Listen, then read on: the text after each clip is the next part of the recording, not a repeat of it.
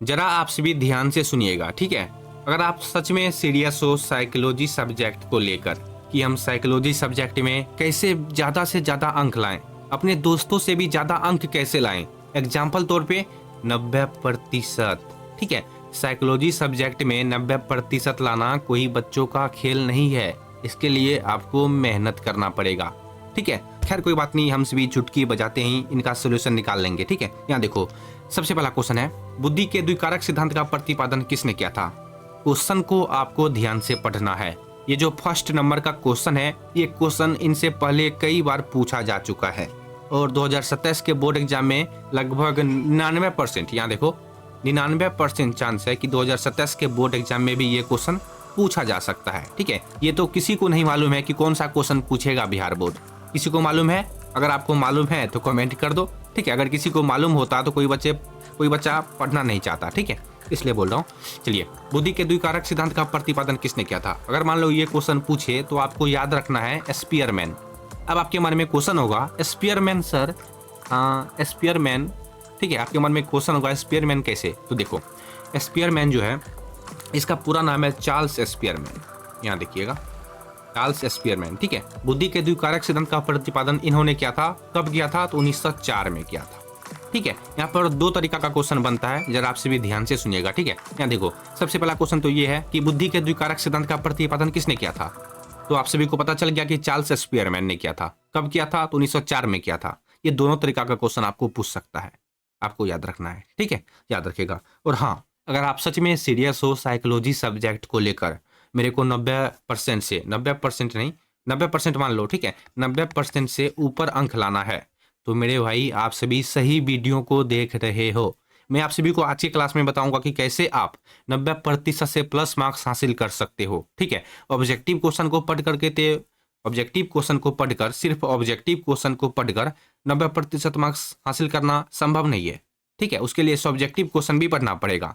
तो मेरे भाई, मैं आप सभी को सब्जेक्टिव क्वेश्चन भी पढ़ाऊंगा, पहले आप सभी भरोसा रखो, ठीक है। अगर आप सभी वीडियो को पूरा देखोगे तो आप सभी को समझ में आ जाएगा कि कैसे आप objective question and subjective question दोनों कंप्लीट कर सकते हो। अगर आप सभी सहमत हो तो अभी वीडियो को फटाफट लाइक कर दो, दोस्तों के साथ शेयर कर दो जिनका सब्जेक्ट है मनोविज्ञान यानी कि साइकोलॉजी, और चैनल को सब्सक्राइब कर लेना, ठीक है। बहुत ही मजेदार क्लास है। चलिए, शायद आप सभी को 1 नंबर का क्वेश्चन याद हो गया होगा, ठीक है।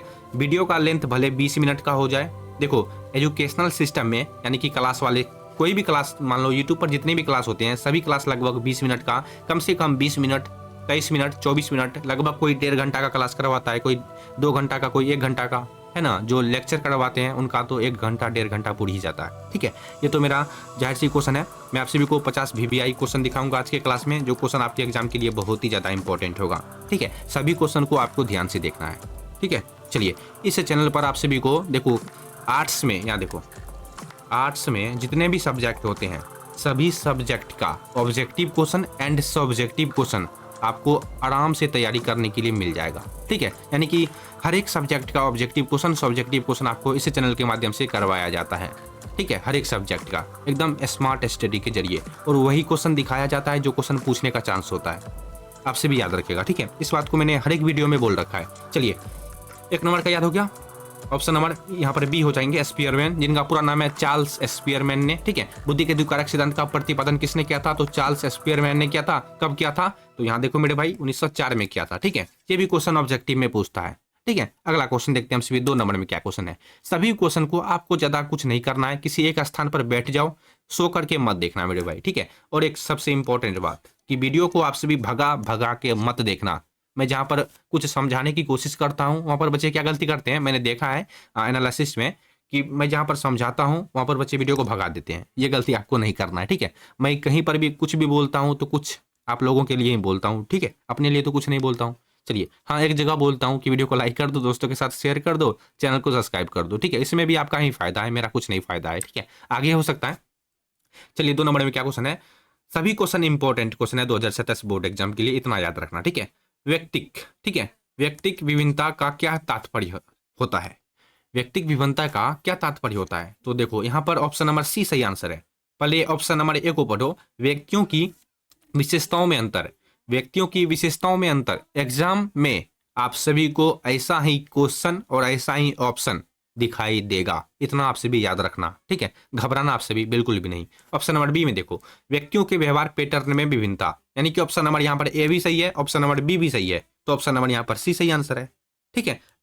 अगर मान लो एग्जाम में आप सभी को ये दिखाई नहीं दे, विशेषताओं और व्यवहारों दोनों में अंतर, केवल आप सभी को यही दिखाई दे, तो आप सभी को इसी में टिक मारना है, ठीक है। आप सभी को एग्जाम में दो तरीका से आंसर देखने के लिए मिल सकता है कि option number A option number B पहले सही लिख के दे देगा, ऑप्शन नंबर सी में दे देगा ऑप्शन नंबर ए और बी दोनों, या फिर आप सभी को एक जगह ऑप्शन में दिखाई देगा विशेषता और व्यवहार दोनों में अंतर, ठीक है। ऑप्शन नंबर यहाँ पर सी हो जाएंगे, याद रखिएगा आप सभी, ठीक है। अगला क्वेश्चन देखते हैं हम सभी 3 नंबर में क्या क्वेश्चन है। सभी क्वेश्चन को ध्यान से पढ़ लो, नहीं तो बाद में खुद पछताओगे आप सभी। मैं जितना भी क्लास लेके आता हूँ सभी क्लास में VVI क्वेश्चन ही दिखाया जाता है, फालतू क्वेश्चन नहीं दिखाया जाता है। मेरा साफ साफ कहने का मतलब ये है कि कम पढ़ो, जो क्वेश्चन पूछने का लायक है वही क्वेश्चन पढ़ो, ठीक है। निम्नलिखित में, अब देखो 3 नंबर में क्या क्वेश्चन है, निम्नलिखित में से किसे तनाव का मनोवैज्ञानिक स्रोत माना जाता है। क्वेश्चन को ध्यान से पढ़ लो, निम्नलिखित में किसे तनाव का मनोवैज्ञानिक स्रोत माना जाता है। मनोवैज्ञानिक तनाव, सिंपल सा है, दिमाग लगाओ याद हो जाएगा, ठीक है जी, सही है कुंठा मेरे भाई, ऑप्शन नंबर ए यहाँ पर राइट आंसर हो जाएंगे। सभी क्वेश्चन को ध्यान से पढ़ लो, ठीक है। और हाँ, अगर आप सभी इस क्वेश्चन का, यानी कि आज की क्लास में हम सभी जितना भी क्वेश्चन देखेंगे, अगर आप सभी इन सभी क्वेश्चन का PDF चाहते हो तो इनका भी PDF आपको मिल जाएगा, ठीक है। वीडियो के लास्ट में बताऊंगा कि कैसे आपको PDF मिलेगा। चलिए, मनोविश्लेषणात्मक चिकित्सा का संबंध किस मनोविज्ञान से है, बहुत ही इंपॉर्टेंट है। मनोविश्लेषणात्मक चिकित्सा का संबंध जो है वो किस मनोविज्ञान से है, बताइए। तो 4 का राइट आंसर है, आपको याद रखना है सिगमंड फ्रायड, ठीक है। ऑप्शन नंबर यहाँ पर बी बिल्कुल सही है, ठीक है। ध्यान से देखते जाओ, मनोविज्ञान देखो साइकोलॉजी सब्जेक्ट से बहुत सारे बच्चे को, लगभग 80% बच्चे को डर लगता है, ठीक है। देखो डरना बिल्कुल भी नहीं है, सिलेबस अपना कंप्लीट कर लो एग्जाम को लेकर के, ठीक है। अगर आप सभी साइकोलॉजी सब्जेक्ट से रिलेटेड कुछ भी बनना चाहते हो तो उनके लिए आप सभी पूरा डिटेल में पढ़ो, पूरा साइकोलॉजी को फाड़ फूड़ दो, ठीक है। पूरा चैप्टर को अच्छे से पढ़ो, ठीक है। इस चैनल पर आप सभी को चैप्टर बाय चैप्टर नहीं पढ़ाया जाएगा, केवल ऑब्जेक्टिव क्वेश्चन सब्जेक्टिव क्वेश्चन के, मेरा कहने का मतलब ये है कि आप सभी को एग्जाम का तैयारी सिर्फ करवाया जाएगा, ठीक है। इतना आप सभी याद रखिएगा। यहाँ पर हो जाएंगे option number B Sigmund Freud, मेरा साफ साफ कहने का मतलब जो था मैंने आप सभी को बता रखा है। 5 नंबर में देखिएगा, शेल्डन के अनुसार किस प्रकार के व्यक्ति मोटे, गोल और मिलनसार होते हैं। सिंपल सा है, गोल्डन के अनुसार, सॉरी गोल्डन नहीं, सोल्डन के अनुसार, ठीक है। शेल्डन के अनुसार किस प्रकार के व्यक्ति मोटे होते हैं, गोल होते हैं और मिलनसार होते हैं। तो सिंपल सा है मेरे भाई, 5 का सिंपल सा आंसर है गोलाकार, ठीक है। ऑप्शन नंबर यहाँ पर क्या हो जाएंगे, बी हो जाएंगे।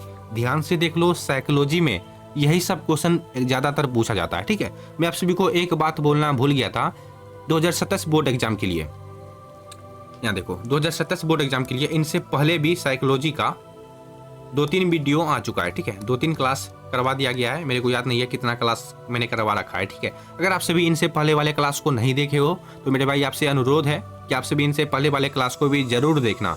इस क्लास को पहले खत्म कर लो, उसके बाद देखो पूरा सिलेबस आप सभी का मैं कंप्लीट कर दूंगा, ठीक है। Objective question subjective question, psychology में आपको क्या पूछेगा, ऑब्जेक्टिव पूछेगा सब्जेक्टिव पूछेगा, मैं आप सभी का दोनों कंप्लीट कर दूंगा, ठीक है। लेकिन आप सभी सहमत रहोगे तभी ना, वीडियो में टिकते नहीं हो आप सभी, इसमें आपका गलती है, ठीक है। अब अगर आप सभी सपोर्ट करोगे तो आगे मैं क्लास लेके आऊंगा, नहीं तो बंद कर दूंगा, सिंपल सा है, ठीक है। याद रखिएगा, इनसे पहले भी 2-3 क्लास करवा दिया गया है, अगर आप सभी नहीं देखे हो तो जाकर के जरूर देखना, लिंक आपको वीडियो के डिस्क्रिप्शन में आराम से मिल जाएगा, ठीक है। सबसे पहले में देखने के लिए मिल जाएगा। चलिए, याद हो गया आप सभी को 5 नंबर का। 6 नंबर में देखते हैं क्या लिखा हुआ है, सामान्य अनुकूलन लक्षण की 3 अवस्थाएं का प्रतिपादन किसने किया था। एक क्वेश्चन है 6 नंबर में, सामान्य अनुकूलन लक्षण की 3 अवस्थाएं, इनका प्रतिपादन किसने किया था, यही क्वेश्चन कह रहा है, ठीक है। तो आपको याद रखना है हंस शैली, ठीक है। ऑप्शन नंबर ए राइट आंसर है। और हाँ, मैं सभी क्वेश्चन का 100% सही आंसर दिखाता हूँ, गलत नहीं, ठीक है। 7 नंबर में, जब कोई व्यक्ति अपनी कमजोरी को छुपाने के लिए दूसरी दिशा में मेहनत करता है तो उसे क्या कहते हैं। क्वेश्चन को समझे आप सभी, फिर से पढ़ लो। जब कोई व्यक्ति, जैसे कि मान लो तुम, जैसे जब कोई व्यक्ति अपनी कमजोरी को छुपाने की कोशिश करता है, ठीक है, कोशिश करता है, दूसरी दिशा में मेहनत करता है। यहाँ देखो फिर से क्वेश्चन को पढ़ते हैं हम सभी, जब कोई व्यक्ति अपनी कमजोरी को छुपाने के लिए दूसरी दिशा में मेहनत करता है तो उन्हें क्या कहा जाता है।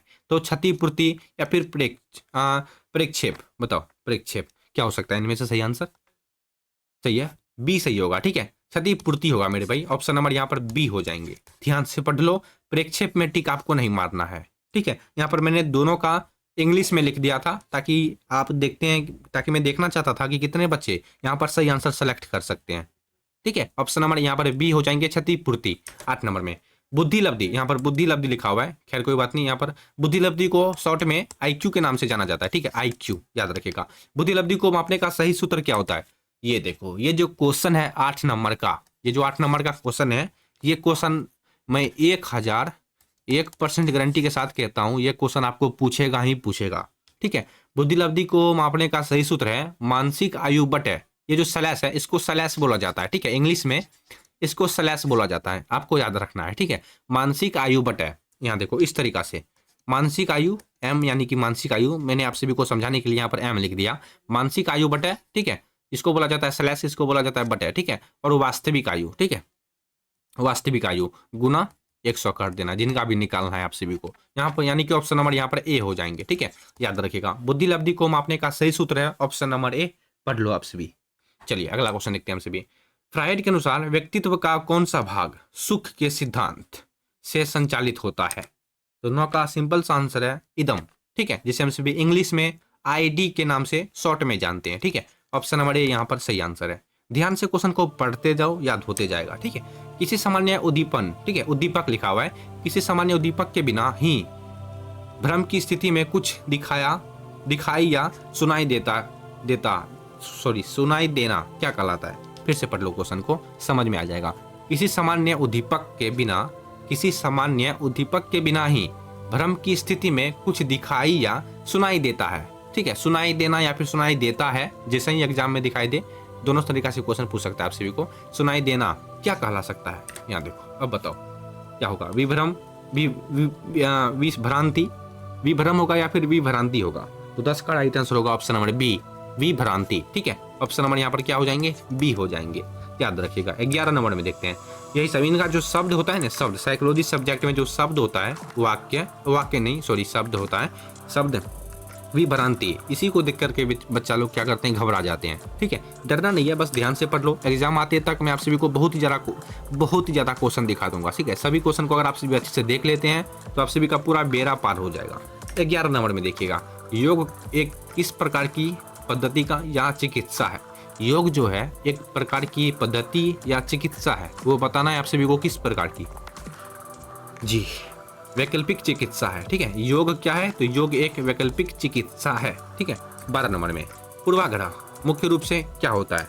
पूर्वाग्रह मुख्य रूप से क्या होता है बताइए। अगर आपको मालूम है तो कमेंट कर देना, इनमें से सही आंसर क्या होगा, ठीक है। तो देखो, नहीं मालूम है जिनको याद रखना, एक नकारात्मक या दोषपूर्ण दृष्टिकोण, ठीक है। ऑप्शन नंबर क्या हो जाएंगे? बी हो जाएंगे। पूर्वाग्रह मुख्य रूप से क्या होता है? एक नकारात्मक होता है या फिर दोषपूर्ण या फिर दृष्टिकोण होता है, ठीक है, याद रखिएगा आपसे भी। 13 नंबर में देखिए क्या क्वेश्चन है, अंतर्राष्ट्रीय योग दिवस हर वर्ष किस तिथि को मनाया जाता है? क्वेश्चन है, अंतर्राष्ट्रीय योग दिवस जो मनाया जाता है प्रत्येक साल, कब मनाया जाता है? कौन से तारीख को मनाया जाता है? तो 13 का राइट आंसर है 21 जून को, ठीक है, सिंपल सा आंसर है, ऑप्शन नंबर बी सही आंसर है, और एग्जाम में बार बार पूछे जाने वाले क्वेश्चन है। 14 नंबर में वीडियो को लाइक शेयर सब्सक्राइब कर देना, ठीक है।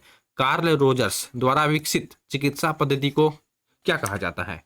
कार्ल रोजर्स द्वारा विकसित चिकित्सा पद्धति को क्या कहा जाता है? तो 14 का सिंपल आंसर है क्लाइंट केंद्रित चिकित्सा, ऑप्शन नंबर बी, ठीक है, याद रखिएगा। 15 नंबर में किस ग्रंथि को मानव शरीर की मास्टर ग्रंथि कहा जाता है? Very dangerous question. किस ग्रंथि को मानव शरीर की मास्टर ग्रंथि, मास्टर यानी कि मेन कहा जाता है? बी होगा, ठीक है, पीयूष ग्रंथि को। ऑप्शन नंबर यहाँ पर क्या हो जाएंगे? बी हो जाएंगे। पीयूष ग्रंथि को मानव शरीर की मास्टर ग्रंथि कहा जाता है। 16 नंबर में देखते हैं, बुद्धि का अमूर्त चिंतन ही योगिता है, यह किसने कहा? बहुत ही बार पूछे जाने वाले क्वेश्चन है ये सभी क्वेश्चन मेरे भाई, याद रखना आप सभी। बुद्धि का अमूर्त चिंतन की योगिता है, यह कथन किसका है? फिर से क्वेश्चन को पढ़ो, बुद्धि का अमूर्त चिंतन ही योगिता है, चिंतन की योगिता है या फिर ही योग्यता है, ठीक है, यह किसने कहा था? तो 16 का right answer option number B होगा, टर्मन ने कहा था, ठीक है, ऑप्शन नंबर बी हो जाएंगे, ठीक है। अब मैं आप सभी को बताता हूं कि कैसे आप 2027 के बोर्ड एग्जाम में साइकोलॉजी में भी 90% से प्लस मार्क्स हासिल कर सकते हो, ठीक है। अगर आप सभी का और कोई सब्जेक्ट है जैसे history, geography, political science, economics, home science, जो भी हो, ठीक है, अगर आपका और कुछ सब्जेक्ट है तो आप सभी चैनल के डिस्क्रिप्शन में जाना, वहाँ पर आप सभी को बहुत सारे वीडियो के प्लेलिस्ट का लिंक मिलेगा जो कि 2027 बोर्ड एग्जाम का है। आप सभी जिनका जो सब्जेक्ट है जाकर के जरूर चेक करना, जो डिस्क्रिप्शन में नहीं होगा वो आपको चैनल पर देखने के लिए मिल जाएगा। ठीक है। मैंने हर एक वीडियो का टारगेट रखा है, यानी कि हर एक सब्जेक्ट का मैंने टारगेट रखा है कि सभी सब्जेक्ट में जिनका जो सब्जेक्ट है 90% मार्क्स लाना है तो लाना है। ठीक है, जिनका जो सब्जेक्ट है आप सभी जाकर के चेकआउट कर सकते हो। चलिए, और अब मैं आप सभी को फिर से बता देता हूँ कि साइकोलॉजी में आप यानी कि मनोविज्ञान में 90% मार्क्स कैसे हासिल कर सकते हो। ठीक है, देखो 90% मार्क्स लाना कोई बड़ी बात नहीं है और कोई छोटा भी बात नहीं है। ठीक है, आपको मेहनत करना पड़ेगा, जाहिर सी बात है। जितना भी क्वेश्चन मैं आप सभी को दिखाऊंगा, चाहे ऑब्जेक्टिव क्वेश्चन हो, चाहे सब्जेक्टिव क्वेश्चन हो, मैं आप सभी को जितना भी objective question and subjective question दिखाऊंगा, सभी ऑब्जेक्टिव एंड सब्जेक्टिव क्वेश्चन को आपको पढ़ना पड़ेगा। अगर आप सभी objective question and subjective question को पढ़ लेते हैं तो आप सभी 90% मार्क्स को काट दो। 90% मार्क्स को काट दो, 95% मार्क्स भी हासिल कर पाओगे, भले ही आपका हैंड राइटिंग खराब हो, चलेगा। समझ गए होंगे आप सभी। चलिए, 16 नंबर के याद हो गया आप सभी को। ऑप्शन नंबर यहाँ पर क्या हो जाएंगे, बी हो जाएंगे, टर्मन। ठीक है, चलिए 17 नंबर में देखते हैं क्या लिखा हुआ है। देखो, व्यक्ति के सुख शांति को नुकसान पहुंचाने वाले बल को क्या कहते हैं? व्यक्ति के सुख शांति को नुकसान पहुंचाने वाले बल को क्या कहते हैं? कुंठा, द्वंद, आक्रामकता, तनाव। तो मेरे भाई ऑप्शन नंबर डी, स्ट्रेस। ठीक है, ऑप्शन नंबर डी यहाँ पर राइट आंसर है। व्यक्ति के सुख दुख को नुकसान पहुंचाने वाले बल को क्या कहते हैं? सिंपल आंसर है तनाव। किसी तरह का तनाव यानी कि स्ट्रेस आएगा आपके मन में तो आपका सुख शांति गायब हो जाएगा। ठीक है, 18 नंबर में देखते हैं मनोवृत्ति, जिसे आप सभी इंग्लिश में देखे होंगे इंस्टाग्राम पे, एटीट्यूड। ठीक है, मनोवृत्ति के मुख्य रूप से कितने तत्व होते हैं? बहुत इंपॉर्टेंट है। एटीट्यूड कितने प्रकार के होते हैं, ऐसे समझो आप सभी। ठीक है, तो 18 का right answer option number B होगा। 3 प्रकार के होते हैं। ठीक है, ऑप्शन नंबर बी सही आंसर है। चलिए, याद रखिएगा, ध्यान से देखते जाओ सभी क्वेश्चन को। ठीक है, यहाँ देखो ऑप्शन नंबर बी। चलिए, 19 नंबर में भीड़ की सबसे मुख्य विशेषता क्या होती है?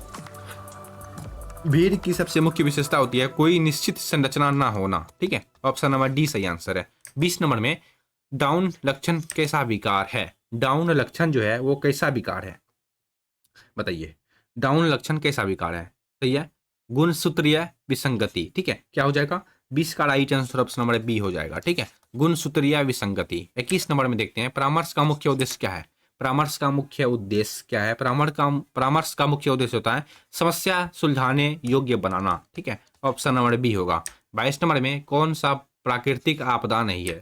प्राकृतिक आपदा का मतलब, जैसे कि मान लो प्राकृतिक आपदा का मैं आप सभी को 2 एग्जाम्पल देता हूँ और मानव निर्मित का भी मैं आप सभी को 2 एग्जाम्पल देता हूँ, आप सभी समझ जाओगे। ठीक है, बहुत सारे बच्चे 99% जानते होंगे, लेकिन मेरा काम है आप सभी को बताना, तो मैं आप सभी को बता देता हूँ। ठीक है, देखो प्राकृतिक आपदा का मतलब जैसे मान लो भूकंप, ये तो किसी मानव नहीं लाता है। ठीक है, बाढ़, सुनामी, ये सभी क्या है? प्राकृतिक आपदा है।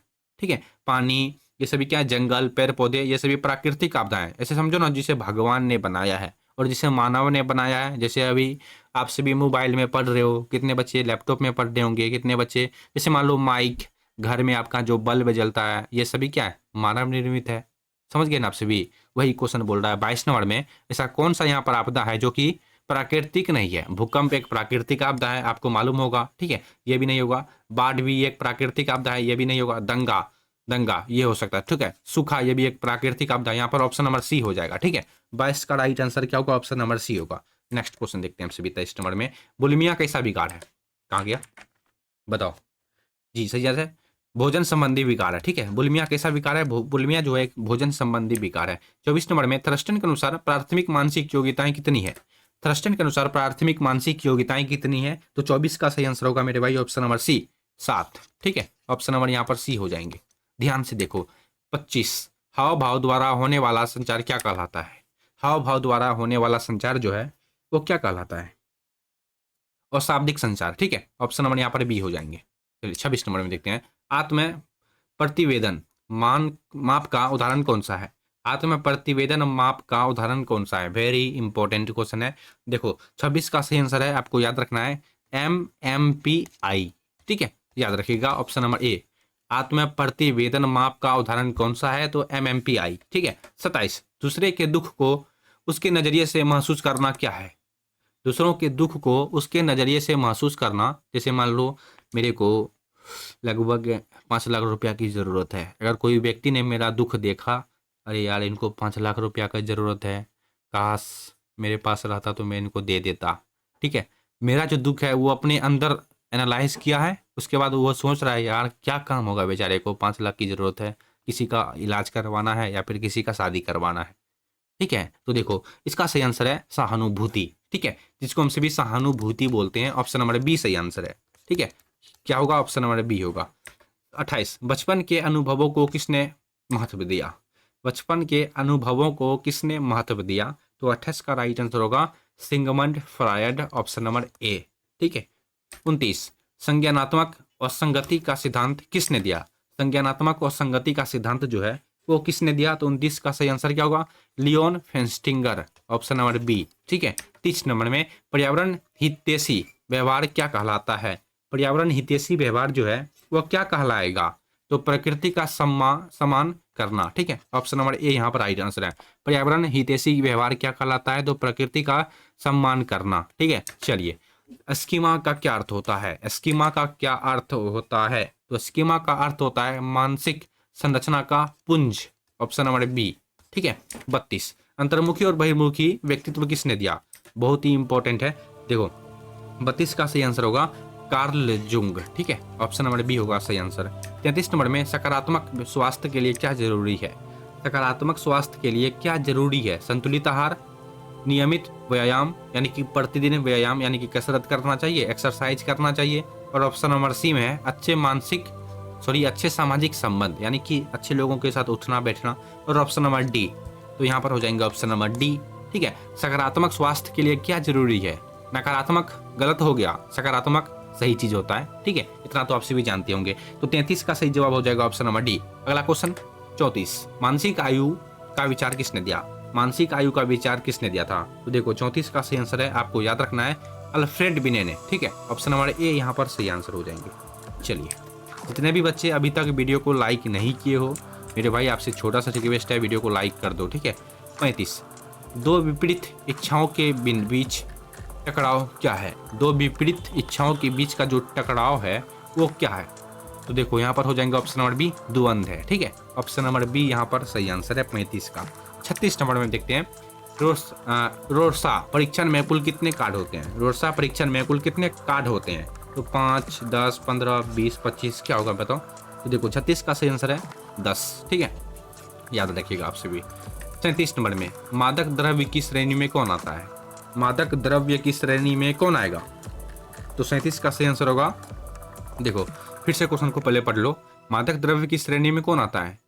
Heroine, cocaine, alcohol, option number यहाँ पर डी हो जाएंगे। ठीक है, मादक द्रव्य का मतलब जो नशीली पदार्थ होते हैं, इसे समझ सकते हो ना आपसे भी। 38 टीएटी का विकास किसने दिया था?